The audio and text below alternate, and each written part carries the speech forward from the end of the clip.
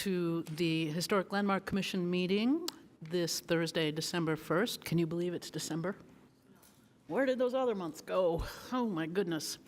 Let's see, you can watch this. Hopefully you're on YouTube or Salt Lake City Channel 17 live.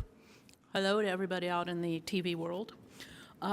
We have a quorum tonight, and so I call this meeting to order, and our first order of business would be to approve the minutes from November 3rd, 2022. Do we have any changes? If there are no changes, may I have a motion? A motion to approve the minutes from last meeting. Groovy. We have a motion. Do I have a second? I'll second. All right. And I wanted to do, sorry. Yeah, I also wanted to do. Commissioner Vela, could you speak into the mic? Yes, I will try better. Thank you. How's this? Okay. So the motion was made by Mike Vila, and who seconded it? Amanda, thank you.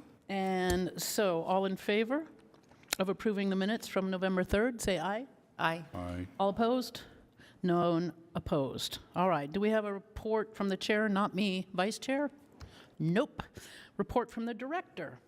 Anything? Not this evening. Thank you. Well, that was handy. Thanks.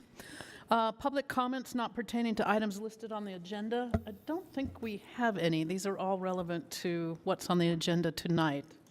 Right? Anybody have anything? This is not on the agenda. Well, it was not on the agenda, but I was just going to add it into the public comments on this first matter. We got an email late today, 4:31, from Cindy Cromer that we will put into the record, which we all just received a copy of. All right? We don't have any public comments from anybody else? Yes, in the audience? No. All right, so let's go to our first hearing tonight, which is the amendment to Station 424, new construction multifamily residential development at approximately 424, 436, 438, 440 7th East and 445 Green Street. And the staff presenting this will be Lex Trauber. So Lex, have at it. Thank you, Madam Chair, members of the commission. Good evening. This is a project that you saw back in July, and you approved this at that time. Since that time, the applicant has had the opportunity or has the opportunity to purchase an adjacent property and add that property into the Station 424 project. Let's see. The property that is proposed to be added to this is 440 South 700 East, and it's in light blue on the screen there. You can see the cursor. The property in yellow was the property that was originally considered and approved back in July. So the unit count has gone up slightly. I think it was 247, now it's 260. Still is multifamily residential, 1, 2, and 3 bedroom units. I'm just going to go through, just give you kind of before and after original approval and what they're proposing now. I've got a couple of comments to give you, and then I'm going to turn it over to the applicant and let them answer any questions you might have, and you're certainly welcome to ask me anything too. This is just a bird's eye rendering of the project as it was approved back in July. So you have that. This is what they are proposing that this looks like now. I want to note that materials have not changed. The building height still meets zoning. It was the same as it was before. Windows are the same, et cetera, and so forth. There's a little bit of difference in the rendering colors, but that does not indicate that the materials have changed. They're the same. This is a 7th East Street view of the original proposal, and this is what they're proposing at this time. This is another view from kind of the corner of 4th South and 7th East. That was the original. This is the proposed. This is the view from 4th South, looking south, original, proposed. And you see the color difference in the, just note that the materials are the same. This is a street view of 7th East. This was the original approval. On the bottom part there, you get the elevation drawings.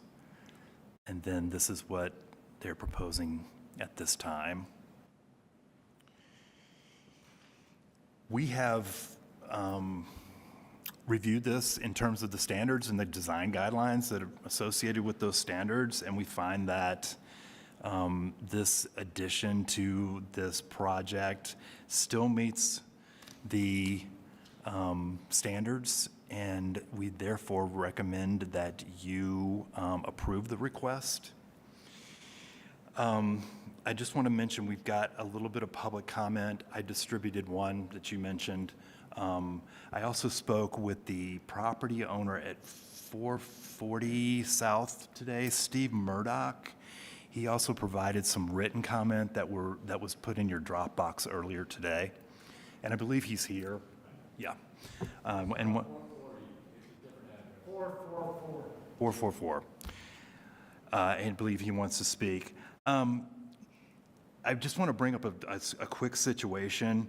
If you decide to approve this tonight and the sale of this property does not go through, I think it's important to note that the original project as approved would still be valid. I think Paul might jump in that conversation a little bit too. You know, we don't have a real good precedent for that situation, so just as sort of a belt and suspenders, it would be my recommendation if the commission approves the modified plan in the motion that you would indicate that if the sale of that additional property does not go through, that it's okay for them to develop as previously approved. Something along those lines. Something probably more elegant than what I just said. Any questions regarding that? Yeah, Lex, in your documents, there's a reference to something potentially happening on the southeast corner with the Alta Terra, and is that the Xerox building or the SWIP, the public lands? Yeah. That's a separate project. Yeah. And I think you're referring to the correspondence from Mr. Murdoch, because I have not referenced that. Oh, you're right. That's a You're separate right. project, Uh-huh. Okay. so. Any questions? Any more questions for Lex? I have a question. Can you just summarize the administrative interpretation from August, which was after we approved the previous proposal? Yes, I can. Basically, that building has been modified from the original. It's had some cladding added, I believe, to the front facade that rendered that building non-contributing according to the SHPO. And so based on the criteria that we use to look at whether a building is contributing or not, it was determined that that building is no longer contributing. That's the change since August, that status change? Yes. Okay. Yep. Thank you for the clarification. We want to, we had an email, or Lex had an email from Mr. Murdoch and Danelle Murdoch on November 30th that you all should have had, and let's put that into the record as well, speaking in regards to the Manor House properties at 444 South, 700 East. So that can be entered into the whole minutes. All right, then let's bring up the applicant. Applicant here? There you are. State your name.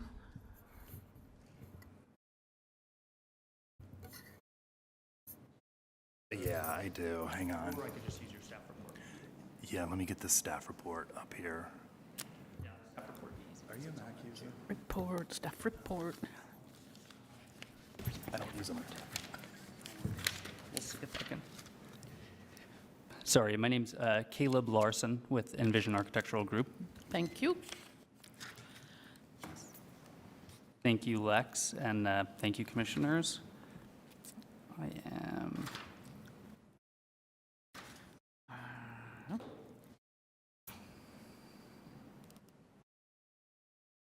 Okay.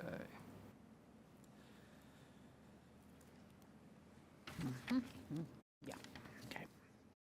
Okay, so here is the memo that Lex, I'm going to just quickly summarize kind of the changes that we incorporated as part of this, as incorporating 440 into the overall building. As Lex pointed out, this U-shaped frontage on 7th East largely stayed the same. As you can see here, we took this mass, moved it south into where the MacArthur House is now, creating a larger court in the center and further breaking up the mass of the structure. It's our opinion and through staff's interpretation that this does meet the design standards for breaking up a facade along a street, and we went through the design guidelines pretty thoroughly for that change. The benefits here, the MacArthur House, as you guys remember last time, had some parking conflicts with.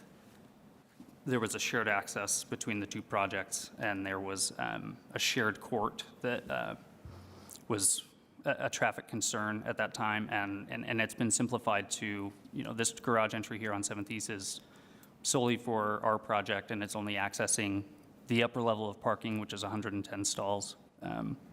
So largely the project stayed the same. The massing just shifted to the south. And I think that I can end it there. That's kind of our the project. So thank you. Thanks for Do we hearing. have any questions for the applicant at this time?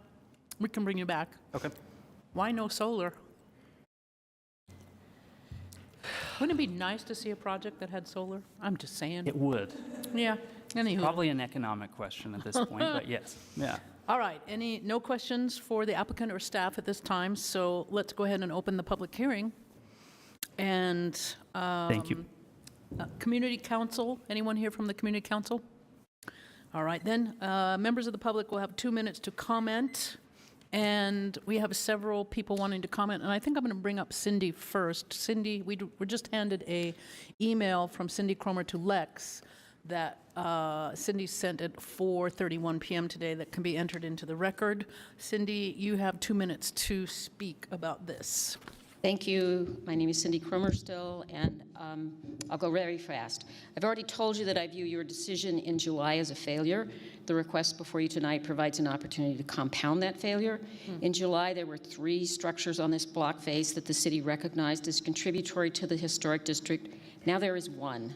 The decision to change the status of the MacArthur Building could have led to an enhanced setback from the remaining historic resource, formerly Every Blooming Thing. In fact, the opposite has happened without any consideration of the impact of the proposal on what is the most important historic resource on the block, the historic house. Ordinance 21A44-020H states that the standards be used to ensure that the proposed project fits into the established context. That is not happening. Instead, the established context is being changed, and there is a failure to anticipate the next development to the south at the Xerox building by Altaterra. The Planning Division initiated the limit on the front facade because of excessive length on 400 South. Nothing here contributes to a better project by adding the MacArthur parcel. There is no gain for the 1 remaining historic resource. Under the first standard, the proposal fails to address the established pattern on the block with larger structures on the corner and frequent penetration. It fails to address the block and building site sizes, the depths of yards, heights, and setbacks. There are additional failures under standards 4 and 5. There is no basis for more than 200 feet with a mass that far exceeds that of the Park Lane on 700 East to the north. The ordinance doesn't mention equity. There is none for the owners of the remaining historic resource. There is none for the district with the city's decision to erode the district with multiple incremental demolitions of buildings previously identified as contributory, and the replacement of buildings which degrade the surviving historic structures, have out-of-scale development, destruction of the historic patterns of development, loss of light and views, and the loss of cohesiveness of a smaller scale. Thank you. Thank you, Cindy. I have several other here. Let's see. Tom and, yeah, Tom Segura. Is that what it says, Tom? Yes, that's correct. Great. Commissioner, thank you so much for taking the time to listen to me tonight. My name's Tom Segura. I'm the owner of the MacArthur Building. I think if you'll recall at the meeting in July, I had a lot of confusion regarding what designated Sir? something as. Can you please pick up the microphone and No, speak into it? I tried to lift it up and it just came out. Just pick it up and speak. Oh, in my hand, okay. Thank you. If you want me to hold it, I can come out and sing too. There is no Okay. karaoke allowed. You'll recall in the last meeting, I had a lot of questions about what defines something as historically contributing, and I didn't really get a good answer. So tonight, I'd like to give a shout out to, Casey Lindquist she contacted us afterward, and she gave us a little, you'd have to go into what's called an intensive survey rather than a reconnaissance survey. She gave me a couple of names. After 3 phone calls, I called Tom Brennan, who I think used to sit on this council, and he referred me to the individual who did the reconnaissance level survey, which was Sherry Ellis. And she said, who you really ought to call is Corey Jacobs up at the state, who is the Utah State Historical Preservation Office. And he said, just a second. He says, let me look this up. He looked it up. He says, I can't find it anywhere in my database. I reported back to Lindsay, or I don't want to call you Lindsay, Kelsey. And Kelsey then approached Mayara Lima, who is the zoning director, and it was Mayara who decided that it was not contributing because of the alterations that were done in the 90s. There was some copper cladding placed on it, and the facade of the building was made taller, and there was a big window put in it. Anyway, so I'm speaking in support of this. It would help eliminate a lot of problems. Currently, we've had some litigation between my wife and I, not my wife and I, but me and my wife and the project, because we talked about the public access that was there, and that was going to be a concern. If this project goes through the way it is, it will resolve all of those problems. Another thing, I think Cindy mentioned about encroachment on the manor house. There will actually be a buffer of at least 10 to 12 feet on the north side of the manor house, which it currently does not have. I think that's all I got to say. Thank you so much for listening. Any questions? Yeah, all right, so you're saying you're in favor of this? Yes, ma'am. Okay. It eliminates a lot of problems in my life. I won't say most of my tenants, but at least 2 of my tenants are very aware. They were going to do some renovations to the building. I said, why don't you hold off, because this isn't resolved yet. I don't want to see them spend money. We're on a month-to-month as it is, because initially this was going to go forth like a year ago. But then the developer found out there was this contributing problem. They kind of backed out. And then, if someone in the city a year ago could have, if Kelsey could have been there a year ago, we wouldn't be here having this meeting. And frankly, that's why we're having this meeting, because of the good work, the public service that Kelsey did for us. And I just want to really give a shout out to her. Okay. And thank you very much.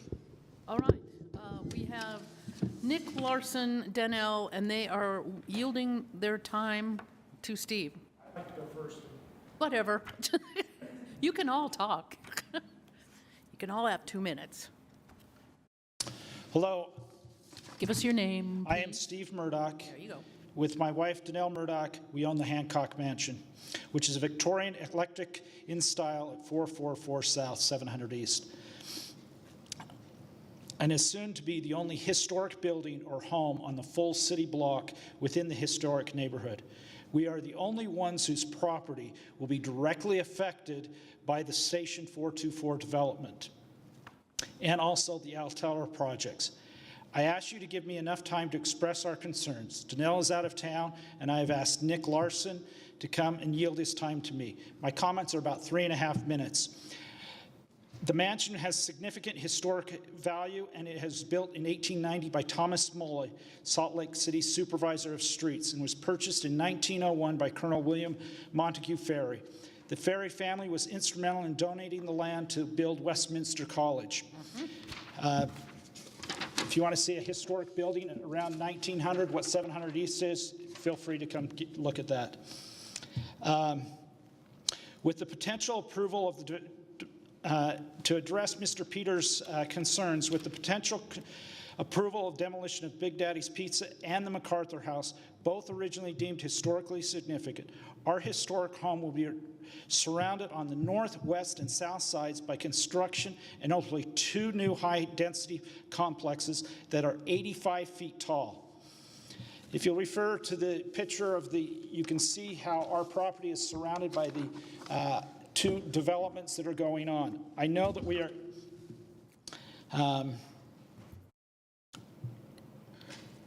it will also make it very difficult to deal with any installation of any solar panels. We ask for your help so what was done at 390 South, 500 East is not repeated.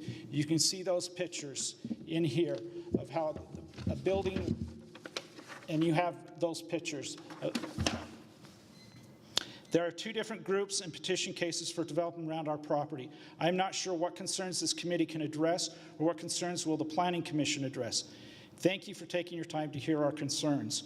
Our development neighbors at Station 424, which includes the demolition of the MacArthur home, are on the north and west wrapping our building. This development has changed, and the new plan of a 10-foot setbacks for their new building, we are greatly appreciative of this. We would ask that they stair-step their building in the height on the southwest side to allow the Hancock Mansion to have some solar access on the northwest side of our property. With being surrounded on 3 sides of an 85-foot structure, there is potential for only a partial sunlight on the south and west side of our building. Again, please do not let the same mistake happen that was done to 390 South, 500 East. Construction and mitigation concerns. In the 1960s, the MacArthur House was allowed to build on the property line. We suspect this caused the sinking to the north side of our building, and repairs have been done to the building. Our main concern is twofold. Demolition of the MacArthur House and removing its foundation will likely cause further sinking of our property. Even with the setback, our property is not far enough away to be digging so deeply and closely to a historic building, as we understand they'll be going down at least 24 feet. Our building was built with a sandstone foundation in the late 1800s. Home building standards of being a quaint neighborhood with surrounding homes built fair distance apart. We are concerned that the demolition, digging, and building will cause serious damage to our building, along with safety concerns for our employees who work in our building. Since this is a historic zone, we ask the Commission to protect the historic buildings that may be damaged due to the development. We are requesting that the Historic Committee and the Planning Commission require the developers to hire a historical building structural engineer to put some systems and processes in place to protect the structural integrity of our historic building. As far as parking, it's not currently available in front of our building. On 700 East, it is posted as no parking. However, to the east of us was changed to 2-hour parking when the development of Liberty Boulevard. With 195 units to the south and the same to the north, it is likely cars will park in front of our building due to the minimal parking and building requirements. With this tight driveway and possibility of cars, parking on 700, difficulty in tight enough turn out on 7th East with 40-mile-an-hour traffic. If a setback is offered with either green space or additional sidewalk, it will allow for a safer pullout from Station 424 and the Alta-Terra project in our building. Thank you for hearing my comments. Thank you. Anybody have questions? Not yet. We could always call you back. Anyone else from the public wish to speak? Does the applicant wish to rebut any of this information? Okay. And since the applicant doesn't wish to speak any further, Yeah, Babs, can I ask a question of the Absolutely. applicant? Sure. Could you tell me, I'm having a hard time finding it on your plans, what is the distance from the south property line to the south face of your building immediately to the north of the mansion? So is it, sorry, this dimension you're looking for right here? Yeah, That is 10 feet, 10 feet. which is 10 feet farther than currently the MacArthur house is. Right. 0 feet. And then how tall are these south walls of your building at that point?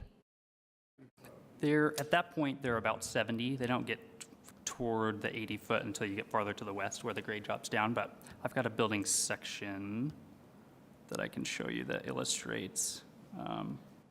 Sorry, this mouse is kind of sensitive. So this is through that portion we're discussing. So it's, oh geez, sorry. So the front against 700 East, we've got this smaller module that's about 35 to 40 feet, and then the building steps back. By the time you get up to here, you're right around 75.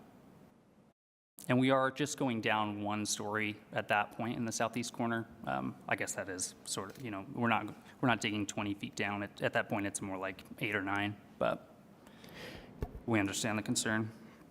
Kenton, just as a follow-up question, were you asking the distance from the property line From from the the building? property Or to line. the face of the Property mansion? line to Okay. the south face of the proposed building. I just wanted to make sure you were asking to the other building wall, just Right. for clarification. And then from the property line back to the north wall of the mansion is how far? I don't know. I don't have the site plan.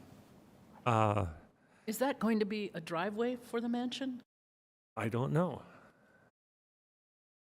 Anybody want to nod? Oh, distance from the north wall of your building, your mansion, to the property line is how far? We need responses to be into the microphone on the record. All right, we're going to call one of the public back, just to clarify. Go ahead, state your name again. Steve Murdoch, owner of 444 South. Thank you. The distance, you have pictures that I sent earlier that it kind of sticks out. At one point, it's about 3 feet, I'll call it 4 feet, 4 feet from the edge of our building to the MacArthur house. The front corner of the building right there is probably 5 feet, 5, 6 feet. Okay, is the south wall of MacArthur House up to the property line as it exists? Looks that way. Yes. Yeah, yes, the MacArthur house, yes, is on the the MacArthur house and Modern Display Building are all along that property line, Okay, great. right at the property line. So, and that's the north part that's the concern we have that where the repair was done of, and the rest of that building of it possibly shifting. When the Liberty Plaza building was going on, it was shaking our Yeah. building when they were digging that. So Okay. Of course it would. we're just concerned. Thank you. That's helpful, both of you. Anyone have any other questions for the applicant? All right. Thank you. We'll close the public hearing and move into executive session. And what do y'all want to say? Nothing? Go ahead. I'll start. I've been pondering this quite a bit, actually, and I think Cindy's email really hit to the point of what I was trying to get to, in that technically, all the design standards, for the new development, I'm not an architect, but I can see that they've checked off the boxes, and the standards and design guidelines, they're in keeping with that. However, I think when she talks about that the standards be used to ensure that the proposed project fits into the established context to me is the historic context. And I feel like we're missing the historic element here in this new development, and that the mansion is taking the brunt of this new development in many different ways. And I appreciate the concerns that were raised by the owner. And I'm wondering how we're protecting the history in this block while we're approving large developments like this. I'm not sure where the balance is here, so I'm struggling to find that. Any other commissioner? On. Yeah, I share those concerns. I wasn't here in July for the approval of this project, so this is the first time I'm seeing it. And I definitely think the property owners' proposals of, let's say, step back the mass of the building near their mansion and do more to address the parking access onto 700 East. I think those are reasonable concerns. So I'm struggling with this as well. Kenton, I was going to ask you, don't we have rules for shadows? Not that I'm familiar with. We don't have any ordinances like that. Really? You know, God, we've places talked like about 'em enough. Boulder I thought or the law. no, we don't. Well, have you So been by what they were talking about with the Fifth East property, where that Yeah. little home is just lost in that mass? That's what's happening here. And Yeah. yeah, You know, within our purview, we've got the height meets zoning. But what doesn't meet the current zoning, which they're asking for special dispensation variance for, is the length. And it's the length increase which brings it into such proximity. And admittedly, it's further back from the property line than MacArthur House is, but it's also three to four times as tall. And whether that brings into question whether that's a good neighbor. I can see that economically it makes sense for the developer, but I'm not sure that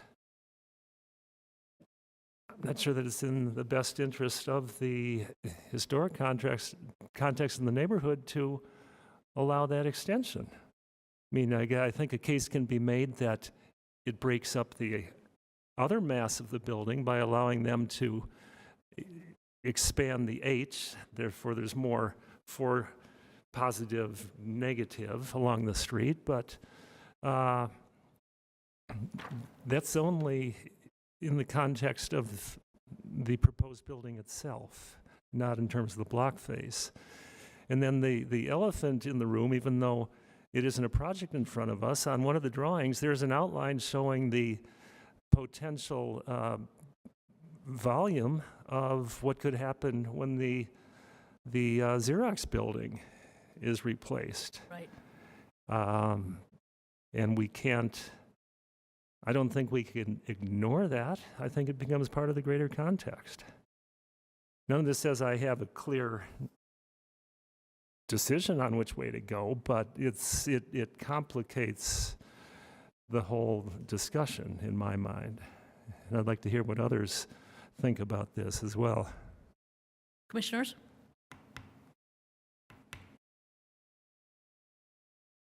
I'll go ahead and voice that. There feels like to me that there's two competing issues, and we have to stay within our boundaries. The city is needing additional housing. That's been told to us for the last 5-6 years, and we've gone from 45,000 underwater to, after 3 years of extensive construction, now we're at 25 to 30,000 units. So we're getting into the right place. When this was approved initially, there were concerns about how adjacent it was to the mansion, and yet it met all of the height, setback, zoning requirements, and so there wasn't a historic component that was in our purview to deny. So while I feel that using Kenton's terms, being a good neighbor, pushing closer to the unit or to the historic home, creating more shade, more shadow,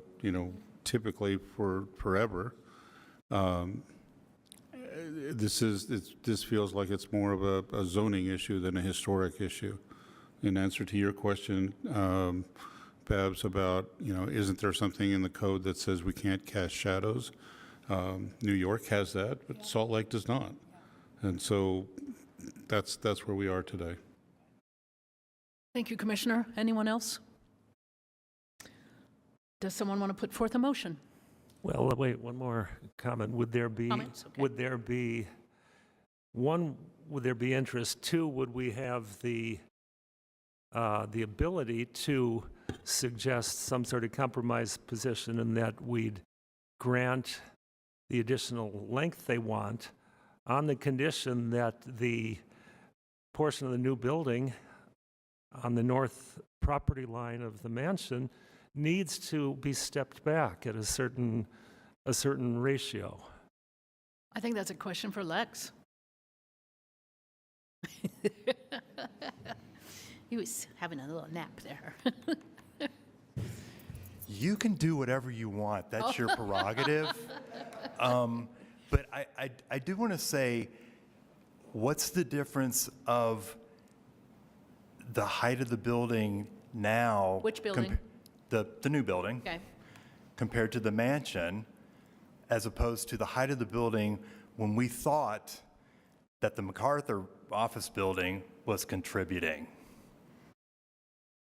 I would think about 40 to 50 feet in. But Ken, what I'm saying is, what the commission approved prior, the building was taller than the MacArthur building as well, and that was approved. And so now it's next to the mansion. What really has changed? What's the width of the MacArthur building lot? I'd say that's what has changed.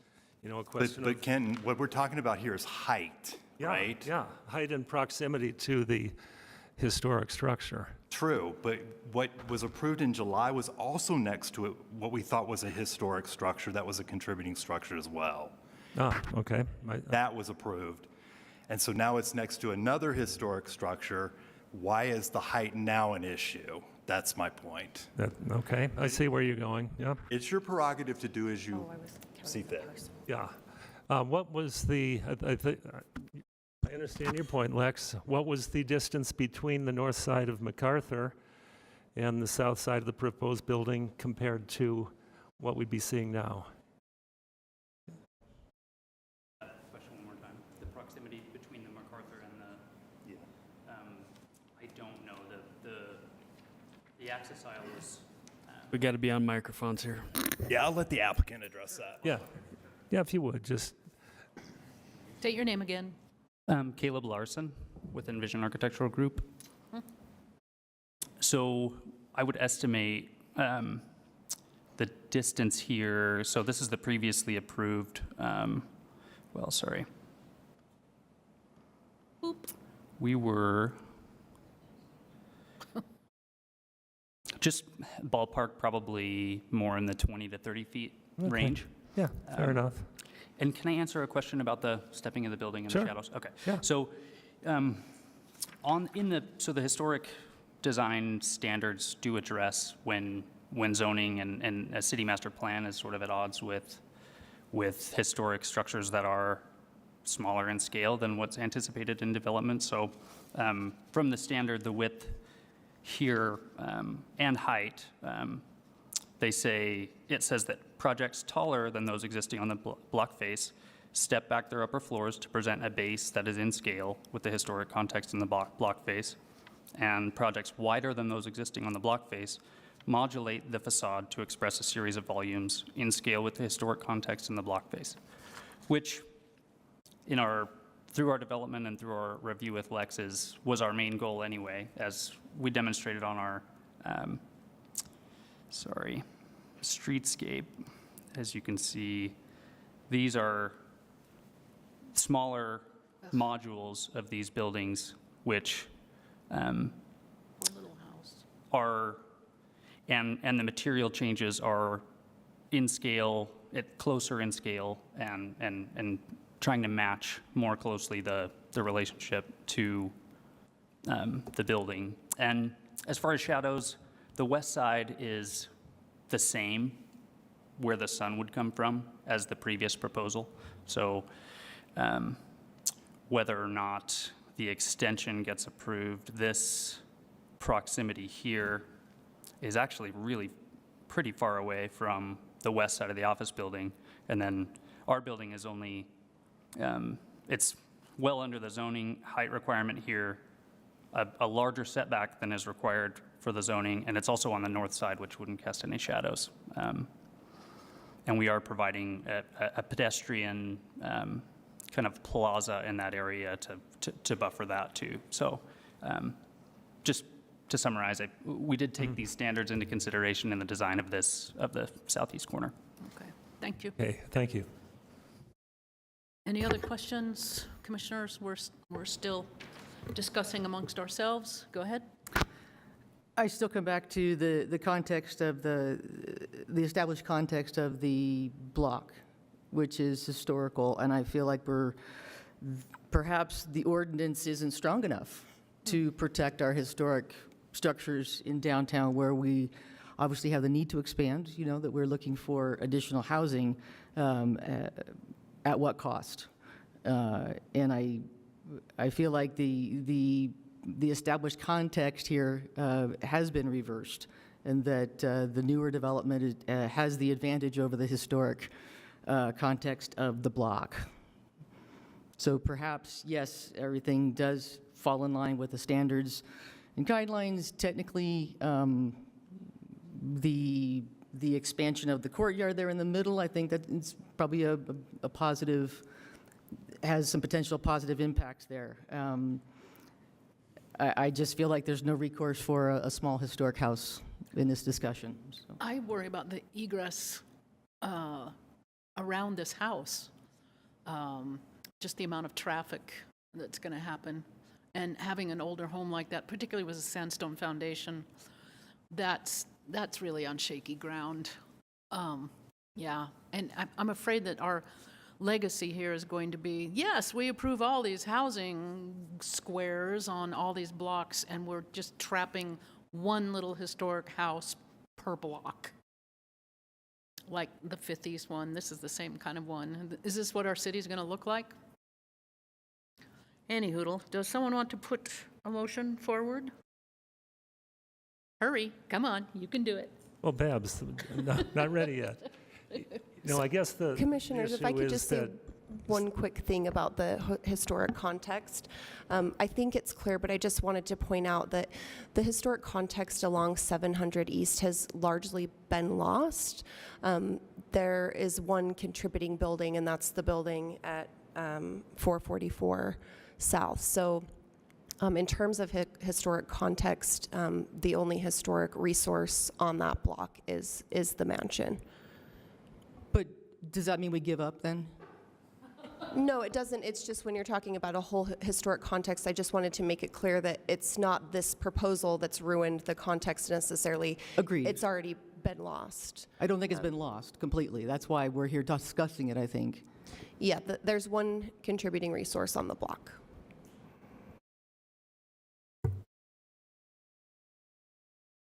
Well, every time I ask for a motion, you have something to say, so I'm just going to be quiet. I'm done. Great. Motion? I can make a motion. Thank you. Are you on? I'll try to incorporate. Are you on? Excuse me. And I'll try to incorporate the language that legal counsel has added. Based on the information presented and discussion, I move that the commission approve the application with the proviso that if the sale does not go through, the previous approval would remain in place. Mm-hmm. Do we have a second?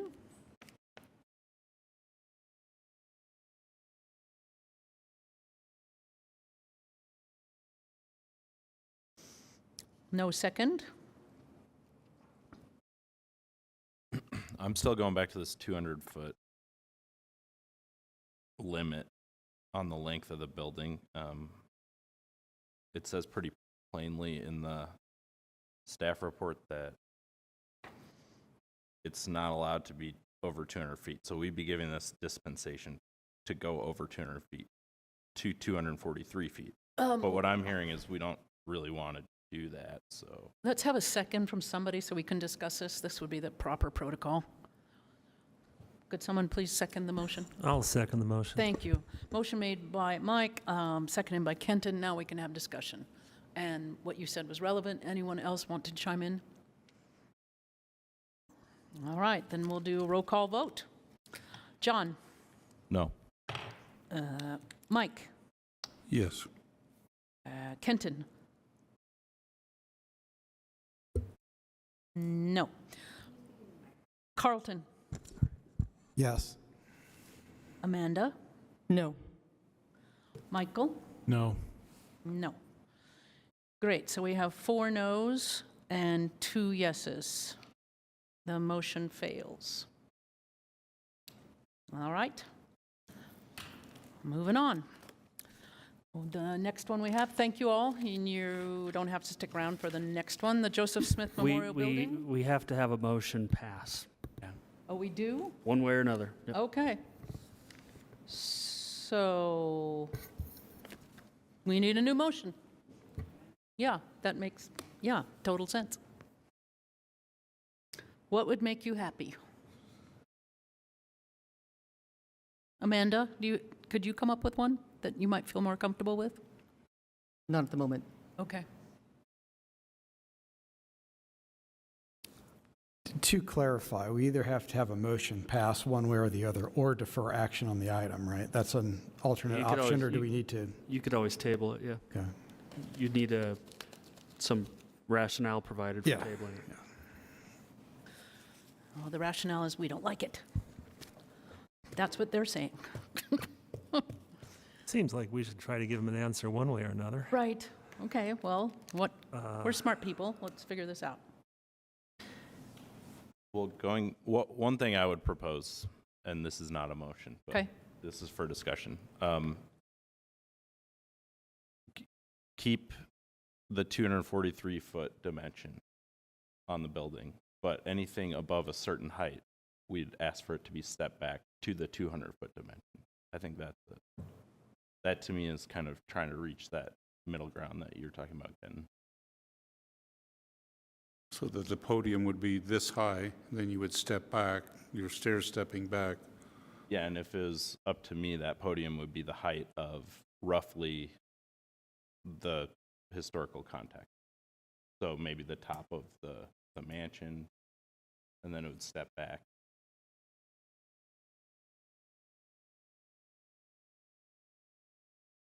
Commissioner Iwanowski, I'm having a hard time hearing you. Could you speak clearly into your microphone and repeat what you were talking about? Thank you. Yes. Could you do, since you're discussing that, could you do, not make a motion, but sort of, craft one for us? Let's do a little straw vote here, maybe. All right, that's fair. So if I was to make a motion, it would be something like allow that 243-foot dimension on the length of the building along 7th East, but then above a certain height, which I'm not sure of, we'd ask them to step it back to the 200 feet that is allowed by the zoning code, according to the staff report. Would that be clear enough? We have to say how far back that step up could occur. Excuse me, would it be the width of the MacArthur building lot, say? Yeah, Mike sketched out what I have in mind. So it would be a 43-foot step back above a certain height to go from 243 feet to 200 feet. Right. What do you all think of that? Amanda, you're scowling. I'm willing to find some common ground here. Not happy about it, but I can't, the guidelines are there and the ordinance is there. I think that is Is reasonable? I like that. That's a reasonable compromise. It may be worthwhile to invite the applicant up to see if they're amenable to that. Okay. Just saying. Could the applicant come up again? And again, state your name. Caleb Larson. with Envision Architectural Group. So could you handle that step back? The issue with, I guess there's a couple issues, is that we're seeking sort of a certificate of appropriateness, and that the motion, I think, would grant a certificate of appropriateness for something that hasn't been designed, which I'm just logistically not sure how that works. As far as the step back, each wing, of our U-shaped court is 80 feet wide, 74 to 80 feet wide. So you would what would happen is you'd take half of the south wing and chop it off, which then would not create a historic, a mass that is in scale or is sort of, well, I mean, there's probably a design solution there.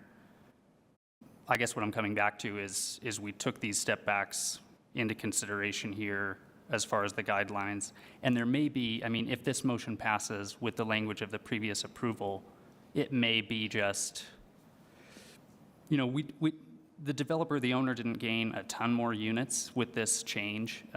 It's really an efficiency, it makes for a more efficient project, squaring off the building, and the courtyards work a little better. It's more private for everybody.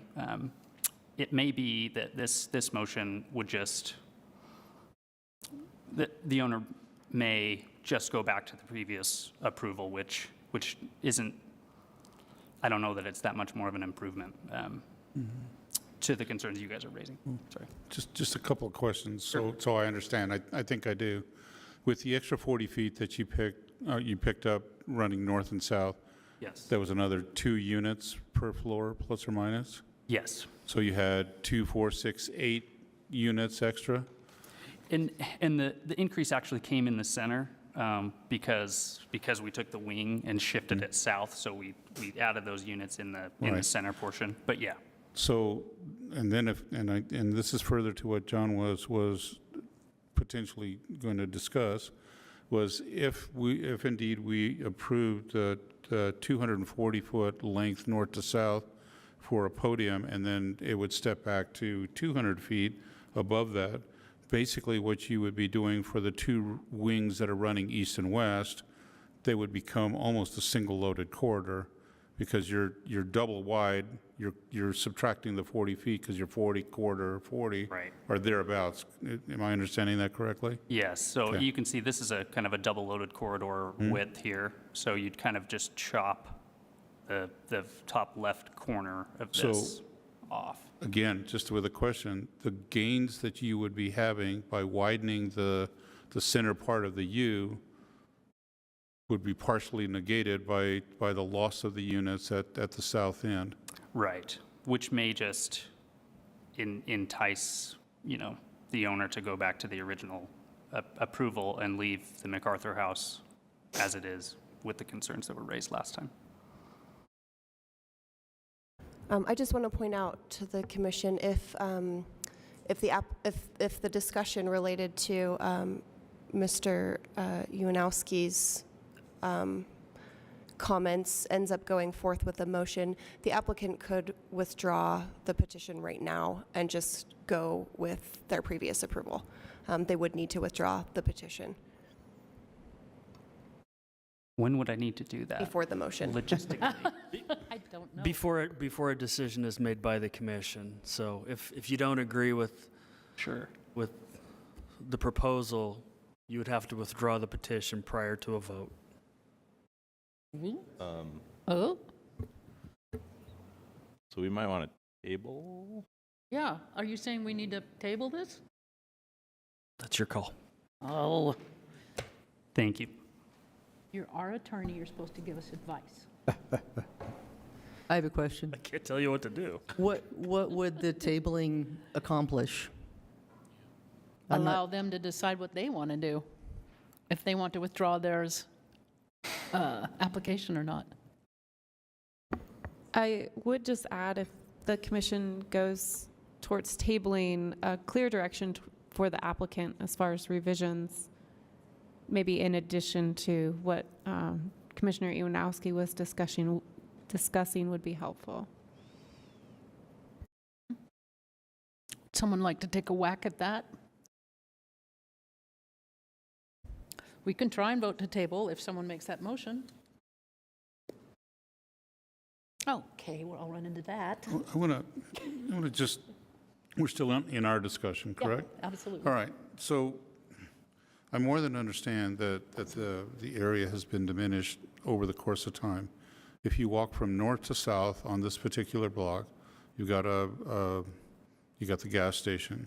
You have what used to be modern stores. You know, then we've got these phenomenal old houses, and then as you go further south, there's larger construction again. So, in my personal viewpoint, the block has already, in dribs and drabs, been nibbled at and pulled away and diminished historically over the course of time. I think that's just a fact. So the prior proposal that we approved, you know, it extended so far. I guess it extended 200 feet thereabouts, and you know, it was to the property line and met all of the requirements, and we weren't able to, despite how we felt personally, it met all of the check boxes, it met all of the rules. It's big, you know, but it met all of the requirements. So there wasn't anything that I don't believe we could have done other than, because it met all of the requirements and the setbacks and the heights and everything else, approve it. So I think that's just that's the second fact. So now we're faced with, you know, it's even longer. You know, there is a requirement for 200 feet, you know, giving a pass to 240 feet or 250 feet or whatever. That's, you know, I'm not certain that that's in our purview. That's more of a zoning kind of thing, not a historic landmark kind of thing.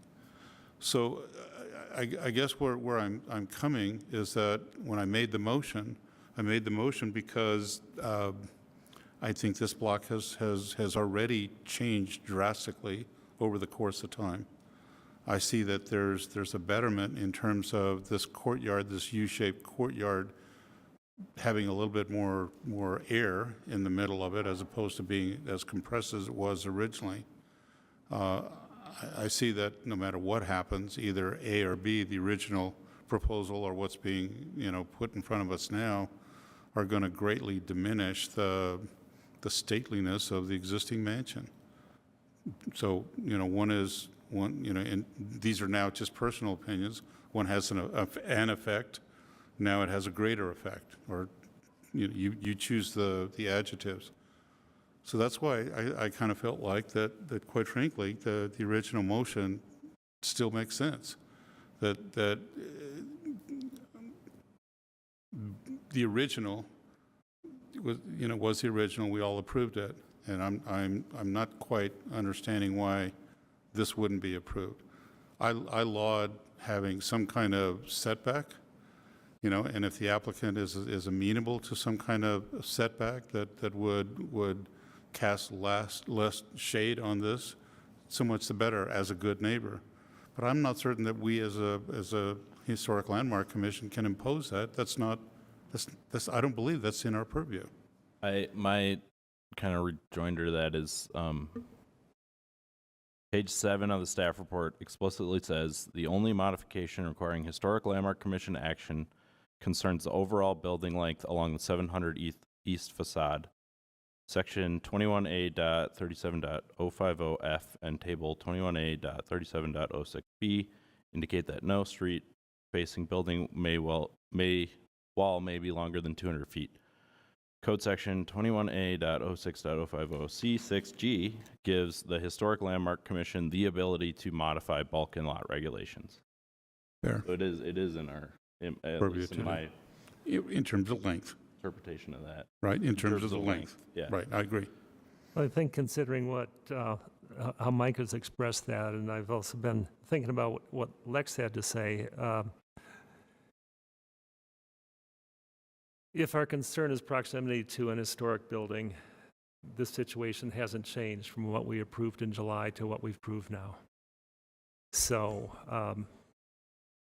I think we get a better building out of this, even though we end up with a taller wall closer to the historic building. So my tendency would be to go with the motion at this point. I think I've changed.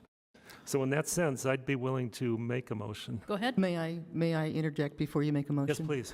I do agree with you, Michael, and the comments, and I do think this is a better overall design from my limited knowledge of design of new construction. I think as a Historic Landmarks Commission, we owe it to property owners to do anything and everything we can in terms of discussion to ensure that their properties have every opportunity to remain despite the construction around it. Yes, the character of the neighborhood has changed of that block. However, we need to make sure that when the contractors come in and they start digging, that careful consideration is given to the sandstone foundation and the other things that make the mansion more fragile. I see that in our purview to make sure that owners' voices are heard. So, but in terms of the ordinance, I do agree with you, Michael. Just Amanda, having, just further to that discussion, having built large structures next to smaller structures, it's very, very common for the general contractor to LiDAR the existing building, photograph the existing building, and then monitor construction throughout the process. Yeah, and I've also been in construction where I've seen contractors do just the opposite. So I am wary, and I think it's important to keep an eye on those things. I agree. All right then, so another motion, please.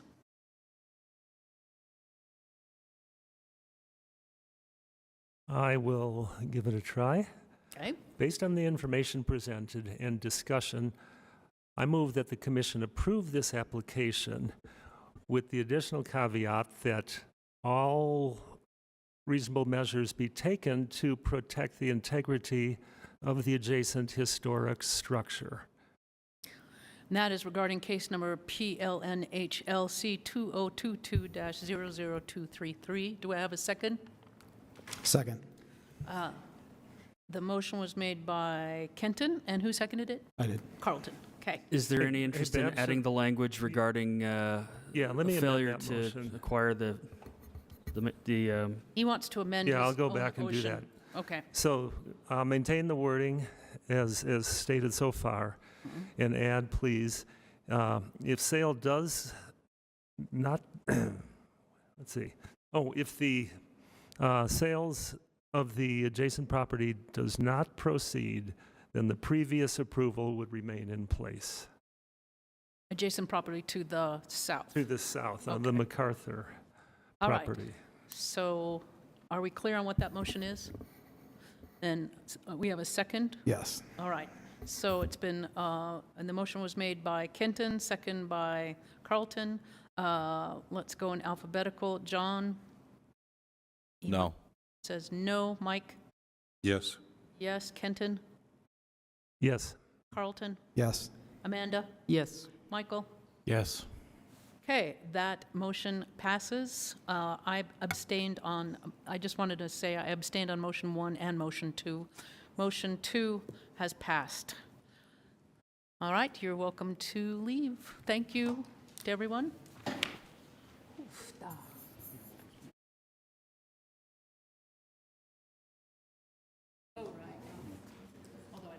Yeah, it didn't, yeah.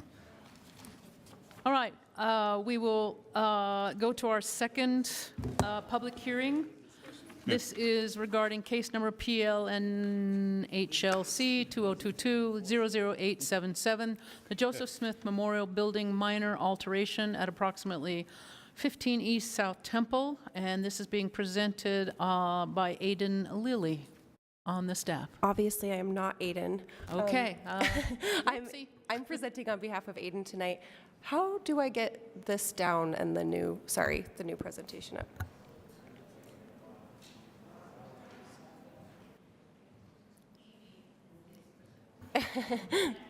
Yeah. Aiden was so excited for her first time being on this side of the table, but she's out of town, so. No, she's just out of town. Thank you so much.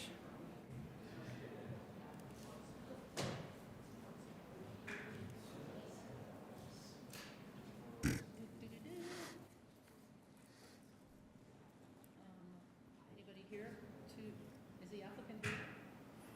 Yes. I'm so not used to having women. Guys, I'm sorry.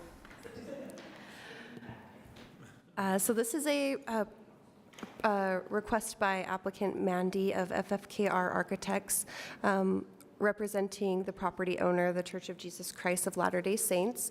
They are requesting approval from the city for a minor alteration to the Joseph Smith Memorial Building, which is a landmark site. This is a vicinity map of the property. Staff is recommending approval of the petition. The Joseph Smith Memorial Building, also known as Hotel Utah, was constructed between 1909 and 1911 in the Second Renaissance Revival style. The building operated as a hotel until 1987 when the current owner acquired the property. The building underwent a remodel and a restoration and was renamed Joseph Smith Memorial Building in 1993. Currently, the building has 2 restaurants, office space, a theater, a chapel, and a genealogy center. The request is to modify 2 street-level openings and remove cooling towers and construct a new roof element in their place. The proposed alterations to the street-level openings from existing windows to doors will accommodate street-level access to the restaurant. The early 1990s renovation project on the structure included removal of the street-level access on the west facade, which is referred to as Main Street in the report and on the plans, even though that's a private area now and not actually Main Street. Replacement of the original terracotta siding and redesign of the windows along the entire elevation on the west corner. The proposed opening on South Temple would return an original door opening that was lost during the 90s renovation. The door proposal is similar in design and material to that of the original 1911 door. The proposed opening on the west facade, which is on a portion of what was formerly Main Street, is a modification of the original design. The new opening would allow street-level access from the west elevation that was removed in the 90s. As you can see from that photo on the bottom left-hand corner, there was access from Main Street, which is essentially just being moved a little bit further south on the building. Both doors will allow for access to the same restaurant. This slide shows the original window on that west elevation in comparison to the existing window. So as you can see, that historic window has been modified from its original configuration and design and size.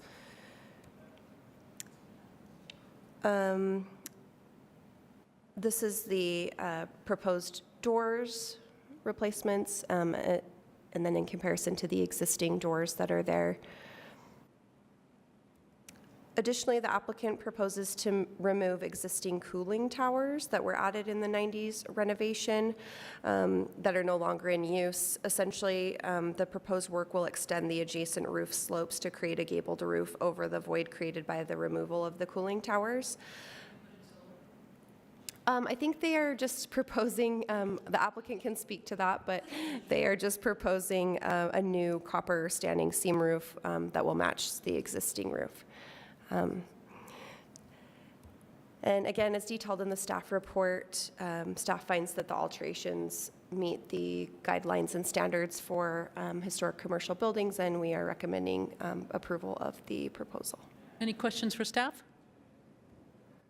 I just am curious why this couldn't be administratively approved. Yeah. What aspect of this is warranting it to come to the commission? So we talked a little bit about that and felt that it was something that potentially could be administratively approved, but because it was a landmark building and its prominence along the street and, you know, alterations to openings on street-facing facades, we opted to bring it to the commission. Thank you. Was that different than the Elks building? The Elks building, I think the modifications that they were proposing were a lot more extensive than what is being proposed tonight. Groovy. Any questions for staff? Then let's have the applicant or applicants come up. Please state your name for the record, and you will have up to 10 minutes to woo us. Woo. Woo. Woo. There you go. I have to say, I worked with the church. I was planning commissioner for 8 years, and I worked with the church doing City Creek for 13 straight months, and there was never a female in the room. So, welcome. Thank you, Commissioners. My name is Emily Utt. I am a historic sites curator for the Church of Jesus Christ of Latter-day Saints. Wow. I'm here tonight with Mandy Martineau, who's from FFKR Architects, so project architect, project historian on this project. Just a very brief, staff has really summarized this project well, but we want to go a little bit of detail. The Joe Smith Memorial Building, completed in 1911, is the Hotel Utah. This building was designed to be a landmark structure in the state. It was meant to be a hotel that would draw an international, global audience to this a little bit out of the way, we were trying to change the reputation of us as this backwoods, not sophisticated people. And so this hotel was really meant to bring a global community to Salt Lake. An adaptive use project was completed in 1993, and the more we have researched this project, it was a fairly invasive project. All of the window openings on the building were modified. They modified street elevations, they replaced the doors, they completely scraped the 10th floor of this building off and put a new floor on and replaced the roof. So we are slowly trying to, restore what we can, but also maintain and preserve those elements of this building that contribute to the historic character. So what we're presenting tonight are two parts of this project. It's hard to believe the adaptive use project was done 30 years ago. So the mechanical upgrade is really in response to now we have 30-year-old building systems that have reached end of life, and then an upgrade to restaurants to improve public access again into this building. So a little bit, I'm gonna start with mechanical upgrade. You can see these cooling towers are fairly large, and now they are no longer in use. So we want to get rid of them, and so basically just kind of run through here, a new standing seam copper roof on to match the adjacent roofing materials and blend this in. None of these elements are visible from the street level, but you can see them from the upper floors of adjacent buildings. The restaurant. The restaurant, you can see them when you look out the windows of the restaurant. So just cleaning up this roof elevation. Here's a little graphic showing what this will look like. And again, the materiality of this roof redo is to match the existing material. So it will go copper. The copper will patina over time and blend into what is existing. We get rid of two very ugly cooling towers as we are designing a more efficient mechanical system. Unfortunately, no solar yet. We can dream, Babs. Right. Then the big thing is this restaurant upgrade. These two new entries, one from South Temple, will improve accessibility for patrons coming into the building. Right now, they have to go in the lobby and then into the restaurant space. So getting them from South Temple into the restaurant immediately will really improve people's ability to access this restaurant. That means we can open the restaurant even if the rest of the building is closed. Oh. And then the entrance on what was Main Street, which is now part of the church's properties as well, we are expanding kind of outdoor seating areas, places for people to sit on what had been historically Main Street Plaza. So having an entrance on the Main Street side will allow people, when they have picked up their sandwich, to then go back out into the gardens and really be a part of that kind of downtown. So getting people interacting at the street level into this historic space, and then hopefully they'll pop their heads into the lobby because it's really pretty. So just a couple of historic photos. Again, you can see the street kind of access immediacy on this block. This is the historic doors. So the space where this restaurant is now was originally a bank, and over time it went through a number of uses. And so we are proposing really just restoring the design of that original bank door, but matching, this is what is there now. The black window with the Nauvoo Cafe written on, there's a sheer wall there now, so we had to put a blackened window in front of it for that sheer wall from the 90s project. Nice plaque. Yeah. Beautiful, right? And so again, we would match the historic design of that door from the best as we can tell from the photographs, the original architectural plans that are still in existence. And then on the Main Street side, that is currently an opening, when the 1990s project happened, they replaced all of the windows in the building, and this granite plinth around the building was also replaced. So no historic material will be removed to put these elements in the building. And the door that we're proposing here is really matching the other emergency exit doors that are already on the building. So restoring where we can, matching existing elements around the building. We also just wanted to note that we need to move the standpipe because of adjacent work going on. The standpipe will now be behind a gate, and I don't think the fire department will like having to jump the gate from Main Street to get rid of that. So we will, fix that terracotta as needed as we move that fire standpipe. The materials we're proposing are matching the existing materials on the building. We have brass doors, we have the existing window frame, so these new door materials and new door opening surrounds will match and kind of create a continuity of what's on the site. So that's basically the project in a nutshell. Any Questions for the applicant? I want to know what's under the beehive. concrete? All the way with all those pillars, that little square thing that sits on top?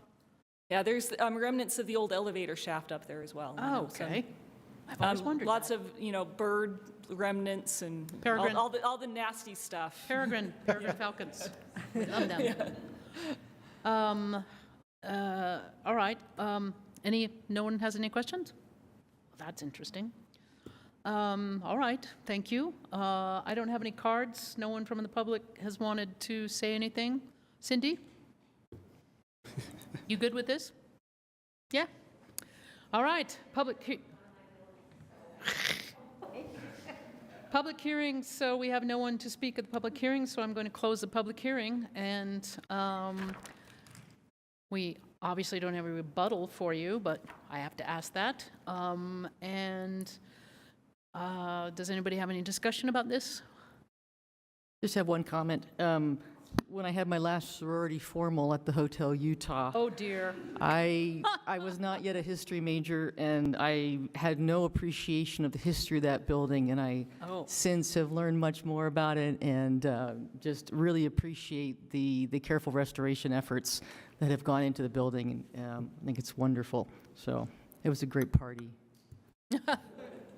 The church does a really good job of, I think, protecting their properties. I worked with them when they were taking down the facade of Zion's, ZCMI, all of that iron that they labeled and meticulously redid. They just did that with the one we heard, the Joseph Smith burial site, where they removed all of they do a really good job, I must say. So that's my 2 cents worth of that. Chair, asks for any motion? I can make a motion. Okay. Based on the information presented and the discussion, I move that the Historic Landmark Commission approve this application. Do we have a second? Second. Hey, my Don, We are you seconding? we need motions to be made into microphones that are turned on. Okay, we have Thanks. motion from Mike and a second from John. I'm sorry, can we redo that? Have him redo that because it won't show up on the YouTube recording All right. or. Okay, go ahead. Based on the information presented and the discussion, I move that the Historic Landmark Commission approve this application. Perfect. Second. All right, Mike Vela made the motion, John Iwanowski the second, and any discussion? I'll call for a vote. John? Aye. Mike? Aye. Kenton? Yeah. Carlton? Aye. Amanda? Aye. Michael? Aye. Me, yes. Motion passes unanimously. Thank you. Thank you for coming. We expect it to be beautiful soon. All right. Do we have anything else for the commission? I then close this meeting. Thank you. See you in January.